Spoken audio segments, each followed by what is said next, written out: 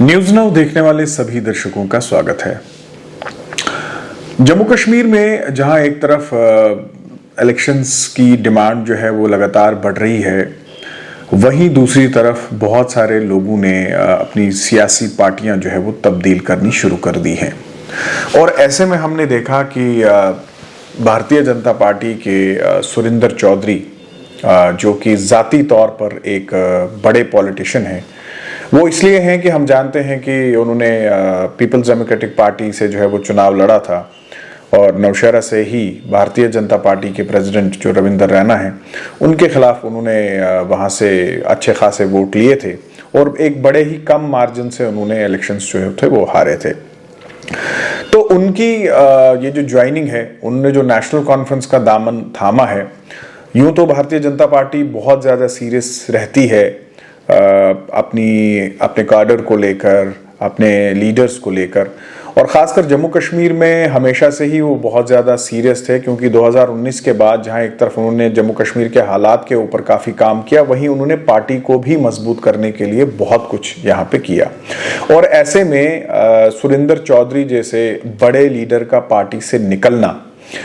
इसे काफ़ी संजीदगी से लिया गया है। और टॉप लीडरशिप जो वो बीजेपी की है दिल्ली में, उन्होंने जो है वो सुरेंद्र चौधरी के पार्टी के निकलने से जो है वो काफ़ी नाराज़गी जताई है। और उन्होंने जो स्टेट यूनिट है बीजेपी का, जम्मू कश्मीर का जो यूनिट है, उनसे एक्सप्लेनेशन भी मांगी है और कारण भी पूछे हैं। आपको याद होगा कि सुरेंद्र चौधरी ने जब भारतीय जनता पार्टी को अलविदा कहा था, तो उन्होंने एक ट्वीट में कहा था और उन्होंने लिखा था कि परिवारवाद और करप्शन का जिक्र उन्होंने किया था, और खासकर ये सीधा निशाना उन्होंने साधा था भारतीय जनता पार्टी के जो प्रधान है जम्मू कश्मीर के, रविंदर रैना के ऊपर। और उसके अलावा जब उन्होंने शेर कश्मीर भवन में नेशनल कॉन्फ्रेंस का दामन भी संभाला, तो उन्होंने बहुत सी बातें कही थी। जैसे उन्होंने कहा कि वहाँ पे पॉलिटिकल स्पेस नहीं है, वहाँ बात करने की आज़ादी नहीं है, और बहुत सारी चीज़ें।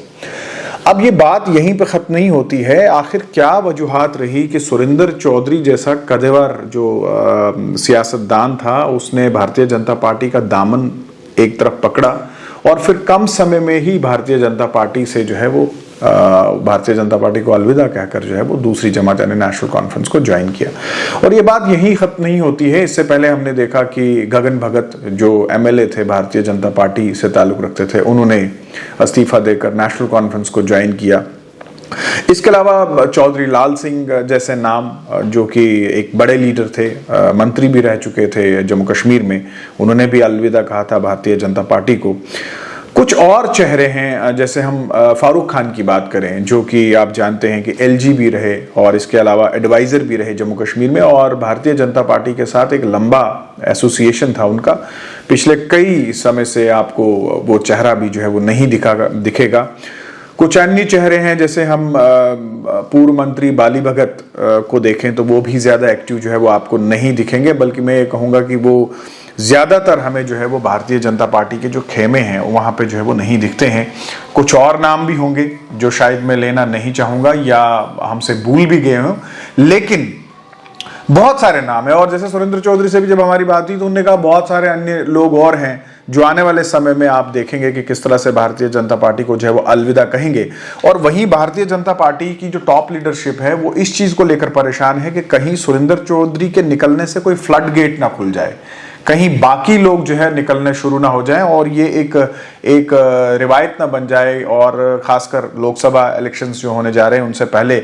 कहीं ऐसा ना हो। आपने कर्नाटका में भी देखा होगा कि कर्नाटका में भी इलेक्शन से पहले बहुत सारे लोगों ने भारतीय जनता पार्टी का दामन छोड़ा था, और फिर जो परिणाम भी सामने आए थे तो बहुत दिग्गज जो नेता थे भारतीय जनता पार्टी के, उन्होंने उनको अलविदा कहा था। तो ऐसे में जहां एक तरफ और ज़्यादा लोग ना निकलें, फर्दर डैमेज ना हो, इस चीज़ को जो है वो टॉप लीडरशिप ने भारतीय जनता पार्टी की बड़ा सीरियसली लिया है और इस पे काम करना शुरू किया है। वहीं दूसरी तरफ स्टेट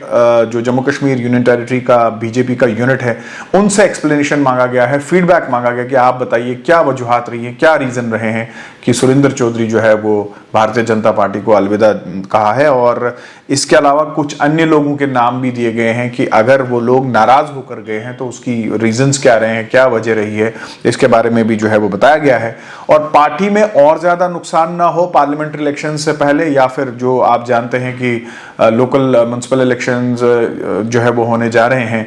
तो इस चीज को देखते हुए भारतीय जनता पार्टी की जो टॉप लीडरशिप है उन्होंने इस मामले को जो है बड़ी संजीदगी से लिया है। और आने वाले समय में ये भी देखना होगा कि जो सुरेंद्र चौधरी का कहना है कि आप देखेंगे कि बहुत सारे लोग जो हैं वो भारतीय जनता पार्टी को अलविदा कहेंगे और बाकी सियासी जमातों का दामन जो है वो पकड़ेंगे।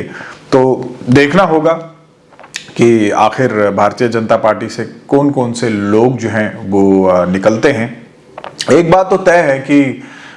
एक वक्त ऐसा आया था कि ऐसा लगता था कि सभी पॉलिटिकल पार्टीज जो हैं वो भारतीय जनता पार्टी में जो है वो घुसने की कोशिश कर रहे हैं। खासकर हमने देखा कि साल 2020, 21 और 22 में बहुत बड़े बड़े लीडर्स जो थे, जो कांग्रेस से थे, नेशनल कॉन्फ्रेंस थे या फिर बड़ी अन्य जमातों में थे, उन्होंने वहां से निकलकर जो है वो भारतीय जनता पार्टी का